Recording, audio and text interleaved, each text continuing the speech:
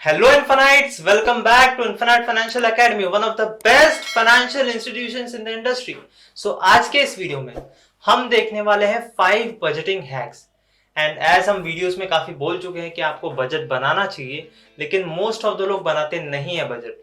तो कुछ हैक्स आज इस वीडियो में शेयर करने जा रहे हैं जिससे आप अपने खर्चों को कंट्रोल में रख सकते हैं ताकि आप अपने बजट के बाहर ना जा पाए। जो एक रफ बजट लोग अपने दिमाग में रखते हैं, कैलकुलेट नहीं करते हैं परफेक्टली, बट दिमाग में रखते हैं कि मुझे इस दायरे के बाहर जाके खर्चा नहीं करना है, तो उस दायरे के अंदर रखने के लिए कुछ हैक्स है जो आज के इस वीडियो में शेयर करने जा रहे हैं। तो वीडियो को पूरा जरूर देखना एंड अगर आपको वीडियो पसंद आए तो लाइक करना मत भूलना। एंड अगर आपने इस चैनल को सब्सक्राइब नहीं किया है तो जल्दी से सब्सक्राइब कर लीजिए। Infinite financial academy edufinfact labs private limited का ऑफिशियल चैनल है, तो सब्सक्राइब जरूर कीजिए। एंड शुरू करते हैं वीडियो को। सो दोस्तों, सबसे पहला hack is time is money. आपको टाइम को मनी के साथ मिला के कैलकुलेट करना पड़ेगा। एग्जाम्पल लेते हैं, आप समझ लीजिए आपको कोई चीज खरीदनी है 5000 रुपीज की एंड आपकी सैलरी है 15,000 रुपीज पर मंथ। तो अब आप इस 15,000 को डिवाइड बाय 30 कर दो, मतलब आपको यहाँ पे मिल जाएगा कि आपको पर डे कितना मिलता है। तो यहाँ पे आपका आंसर आएगा 500, यानी कि आपको पर मंथ में पर डे के लिए 500 रुपीज पे किए जा रहे हैं।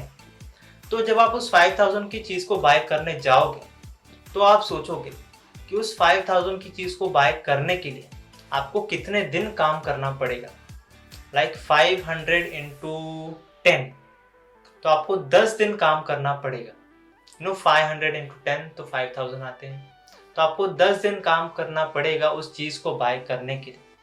एंड वही आप आवर्ली बेसिस पे भी कैलकुलेट कर सकते हो, डिवाइड बाय 24 करके या फिर डिवाइड बाय 12 करके। तो आपको आवर्ली रेट भी मिल जाएगा कि आपको 1 घंटे में कितने रुपीस पे कर रहे हैं इन द सैलरी पार्ट। तो आप जब बाय करने जाते हो तो आप थोड़ा सोचोगे ना कि मुझे इतने घंटे काम करना पड़ेगा, इतना टाइम मुझे देना पड़ेगा इस चीज़ को बाय करने के लिए। तो वहाँ पे आप थोड़ा सोचोगे कि is it worth buying, because काफ़ी लोग इम्पल्सिव बाइंग करते हैं। कोई भी चीज़ अट्रैक्टिव दिख गई वो बाय करने जाएंगे। हाँ, अगर वो तो छोटी सी चीज़ होगी तो समझ सकते हैं, बट महंगी चीज़ें खरीदना वो भी इम्पल्सिवली जस्ट कि अच्छा लगा तो खरीद लिया, तो वैसे आपको नहीं करना है। आपको थोड़ा सोचना है कि कैलकुलेट करना है कि आपको कितने घंटे या कितने दिन देने पड़ेगी उस चीज़ को बाय करने के लिए। उसके बाद आप सोचिए कि is it worth buying, and इस तरह से आप अपने इमोशंस को कंट्रोल में कर सकते हैं ना, वो चीज़ बाय करने से बच सकते हैं जो आपकी ज़रूरत की नहीं है। तो ये है आपका सबसे पहला हैक। एंड दोस्तों, दूसरा हैक है कि आप कैश पेमेंट्स करो, बिकॉज आजकल यूपीआई ट्रांजैक्शंस इतने ज़्यादा हो चुके हैं, गूगल पे, फोन पे, अमेजोन पे, इतने सारे ये पे आ चुके हैं कि आप 2-3 क्लिक्स में आप पेमेंट्स कर सकते हो किसी को भी। तो कॉन्शियस नहीं रहते हो कि आपकी कितना पैसा पे कर रहे हो किसी को भी। बट जब आप कैश पेमेंट करोगे तो आप बहुत ही कॉन्शियसली पेमेंट करोगे, क्योंकि आपके सामने वो पैसे आप गिन रहे हो एंड उसके सामने वाले को दे रहे हो। तो आप बहुत ही कॉन्शियसली यूज करोगे अपने पैसों को।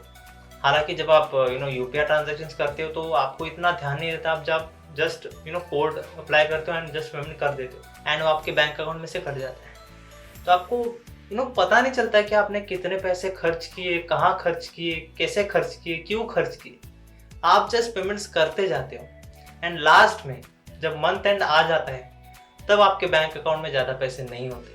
तब आपको पता चलता है कि आपने बहुत ज़्यादा पैसे खर्च कर दिए। तो ट्राई कीजिए कि आप कैश पेमेंट्स करें ज़्यादातर, बिकॉज आजकल लोग बहुत ज़्यादा अनकॉन्शियस हो गए पैसों को खर्च करने के मामले में, because of UPI and all.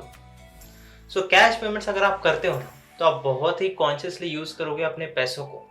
तो cash payments is also the option. So दोस्तों, third hack is start saving. अब देखिए, मुझे पता है कि सेविंग आप सोच रहे होंगे कि ये क्या नई चीज़ है इसमें, बट एक नई चीज़ है। देखिए, बहुत सारे लोग क्या करते हैं ना कि income minus expenses equal to savings. अब इसी चीज़ को आपको उल्टा घुमाना है, income minus savings equal to expenses, ये करना है आपको। बिकॉज इनकम आती है, आप खर्चा करते हो, बाद में जो बचा वो सेविंग्स में डालते हो। तो ऐसा नहीं करना है, बिकॉज आपके खर्चे पे आपका खुद का कंट्रोल ज़्यादा नहीं रहता है कभी कभी। तो जितना भी इनकम आपको अर्न होता है हर मंथ, आप उसमें से सर्टेन परसेंटेज बाजू में कर दो, like 5 to 10% of your income आप साइड में रख दो कि ये मेरी सेविंग्स है, इसको मैं हाथ नहीं लगाऊंगा। उसके बाद जो भी अमाउंट बचता है वो आप खर्च कर सकते हो। यही हैक आप बहुत सारी चीज़ों में यूज़ कर सकते हो।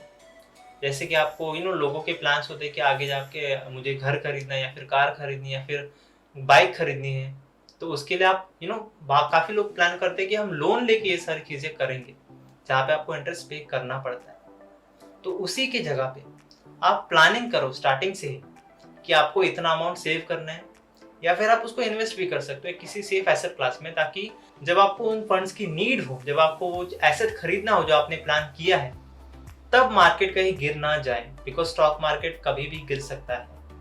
तो किसी सेफ एसेट क्लास में आप उसको इन्वेस्ट करके रख सकते हो जहाँ पे आपको इंटरेस्ट मिलेगा, आपको पे नहीं करना पड़ेगा इंटरेस्ट। तो ऐसे भी आप प्लानिंग कर सकते हो। एक स्पेसिफाइड अमाउंट आप इन्वेस्टमेंट्स के लिए रख सकते हो या फिर सेविंग्स के लिए रख सकते हो।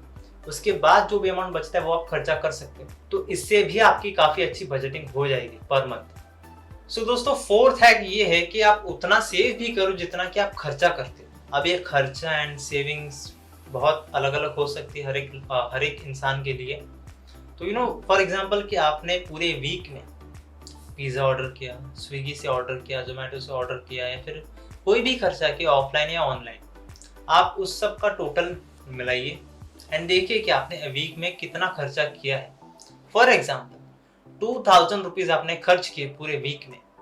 अब वो नेसेसिटी के लिए किए या फिर अननेसेसरी चीज़ें थी, वो आप पे डिपेंड करता है कि आपने कितना खर्चा किया है, कैसे किया है।